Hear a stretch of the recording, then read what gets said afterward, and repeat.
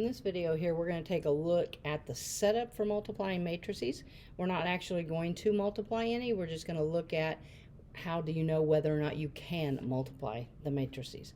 All right, so our rule says that you can multiply two matrices if and only if the number of columns in the first matrix is equal to the number of rows. So in this example here, I'm multiplying A times B, and A is a 2 by 3 and B is a 3 by 4.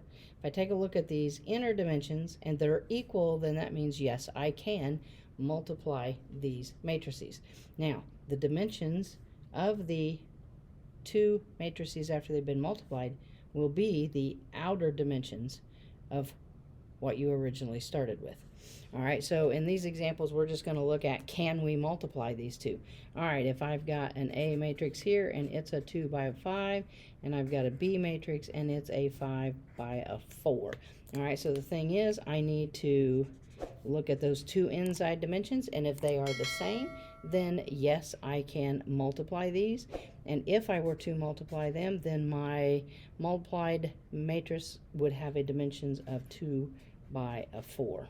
Okay, and over here in this one, if my A matrix is a 1 by 3 and my B matrix is a 4 by 3, I'm going to look at those inside dimensions.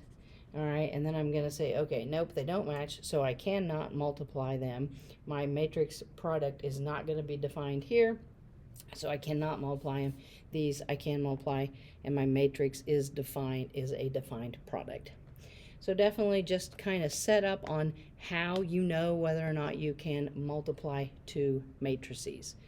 Definitely thanks for watching. If the videos are helping, please share with friends so they can benefit too. And don't forget to subscribe to the channel. Thanks.